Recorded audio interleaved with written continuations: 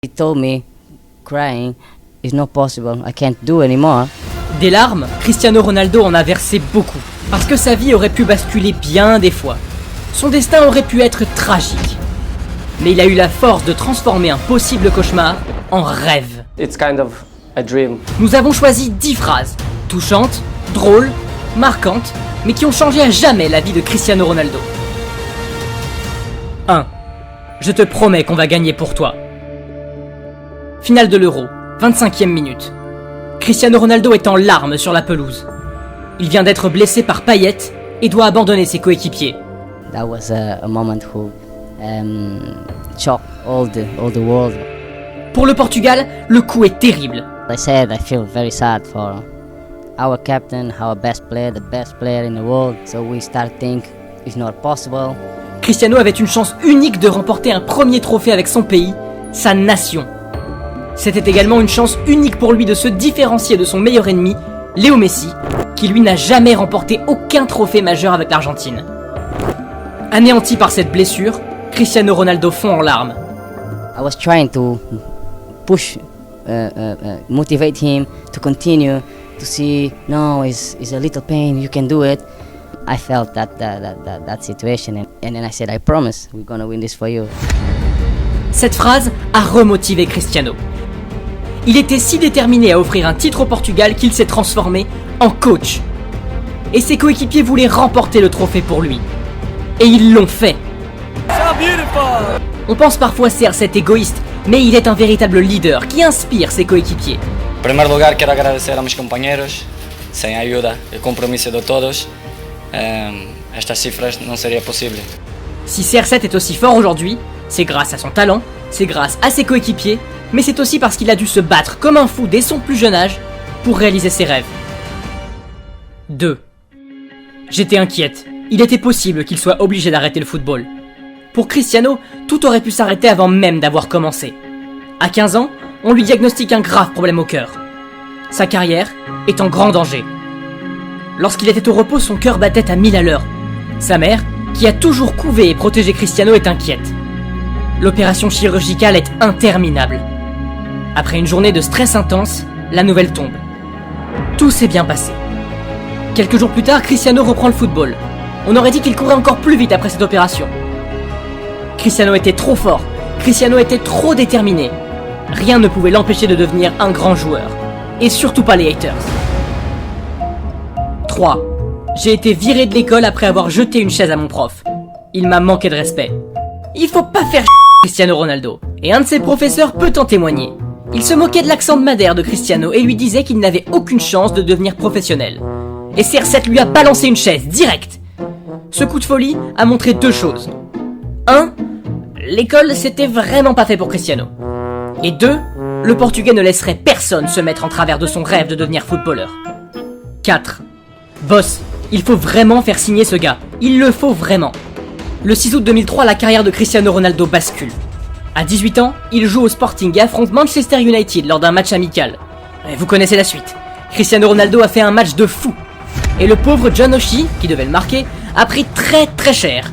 Tellement cher que Rio Ferdinand et Roy Keane l'ont trollé comme jamais après la rencontre. Il avait besoin d'un masque à oxygène. Il a dû voir un docteur après le match tellement il était pas bien. Dès la mi-temps, Phil Neville a même demandé à Ferguson de recruter Ronaldo. Boss, il faut le faire signer, il faut le faire signer.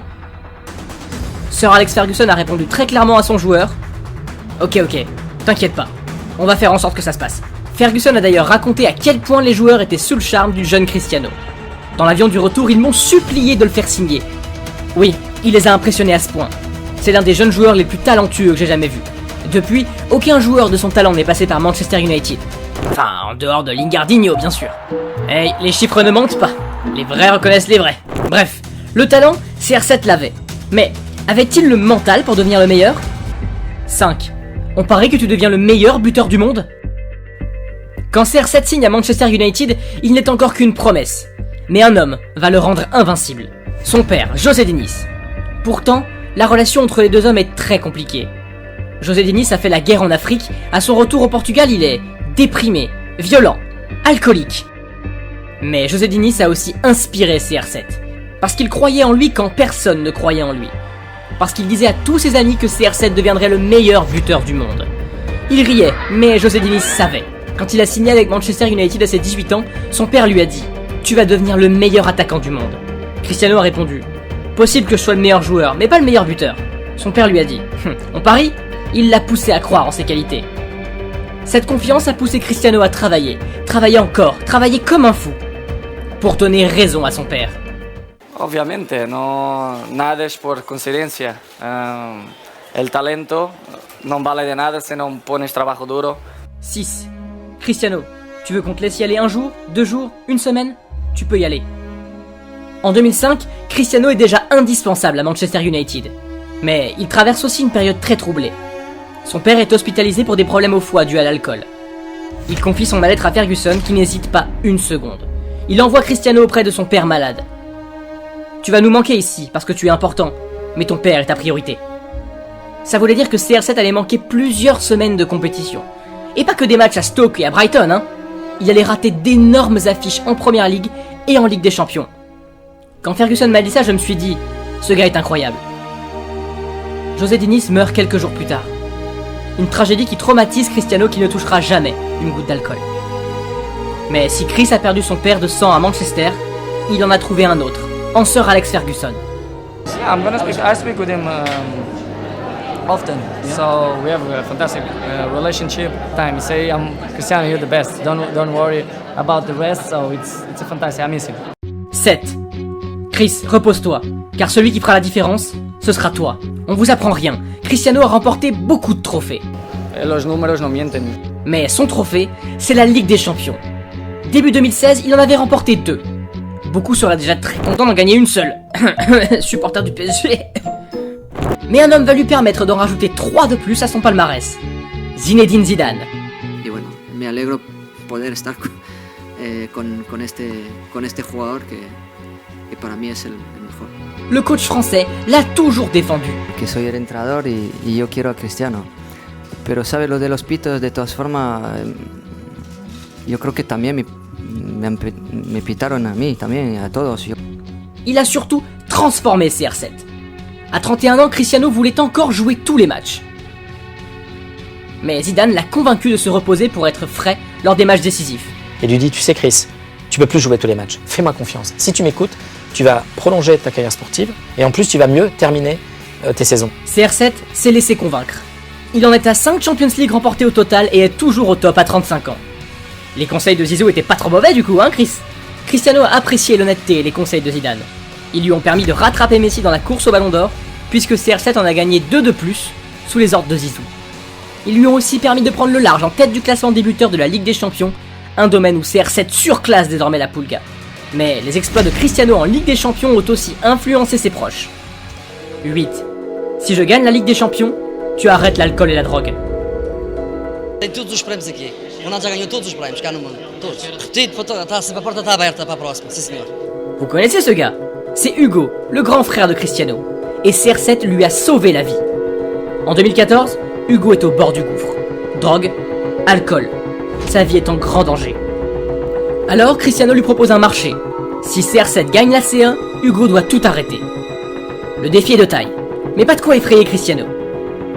Il remporte la Ligue des Champions grâce à une victoire épique face à l'Atlético. Ce soir-là, il se dirige vers Hugo et il le prend dans ses bras. Le petit frère est devenu l'inspiration du grand. Maintenant, c'est ton tour. Hugo a lui aussi rempli sa part du marché, il est devenu sobre, et Cristiano l'a aidé à payer son traitement. Cristiano est généreux, et pas seulement avec les membres de sa famille. Il n'hésite jamais à donner aux personnes dans le besoin, et à partager des moments avec ceux qui l'admirent. Bref, si vous pensez toujours que CR7 est égoïste à la fin de cette vidéo, on peut plus rien faire pour vous les gars. 9. Pas mal pour un gars de 33 ans, hein? Age is not important. I feel good. I feel motivated. Exciting. En 2018, Cristiano inscrit l'un des plus beaux buts de l'histoire de la Ligue des Champions. Ce retourné de malade digne d'Oliveton. Après 25 secondes durant lesquelles je me suis senti très frustré, j'ai repensé à ce que Cristiano venait de faire. C'était vraiment fort. Je me suis retrouvé tout près de lui et je lui ai demandé « Cristiano, t'as quel âge déjà ?» Et là il me regarde et il me sort « Ouais, c'est pas mal pour un gars de 33 ans, hein ?» Ce soir-là, Cristiano impressionne la légende et est ovationné par le Juventus Stadium. Touché, il garde cet hommage dans son esprit. Il en fut si ému que quelques mois plus tard, Foi fácil, foi uma decisão fácil, vendo o poderio que tem a Juventus. Como disse muitas das vezes, para mim é uma das melhores equipas do mundo. Une décision qui montre que CR7 est loin de n'être motivé que par l'argent. Na la vida há coisas mais importantes que o dinheiro. É importante, sim, é importante, não te vou mentir, pero não foi a prioridade. Ses priorités? Le feeling, le respect qu'on lui témoigne. Et bien sûr, de réussir des défis que tout le monde pense impossibles. 10. Papa, c'est vrai que t'as vécu ici? Cette phrase, c'est la réaction de Cristianinho quand son père lui a montré où il vivait lorsqu'il était enfant. Cristiano Ronaldo a grandi dans une pauvreté extrême à Madère et à Lisbonne. Nous n'avions pas de jouets, pas de cadeaux de Noël. Il ne mangeait pas toujours à sa faim et traînait à côté du McDonald's près de chez lui, dans l'espoir qu'on lui donne à manger. Ses enfants, eux, ont grandi dans le luxe. Ils pensent que tout est facile, que tout tombe du ciel. C'est pour cela que CR7 a emmené Cristianinho dans l'endroit où il vivait à Lisbonne. Il voulait lui montrer tout ce qu'il avait vécu, tout ce qu'il avait traversé.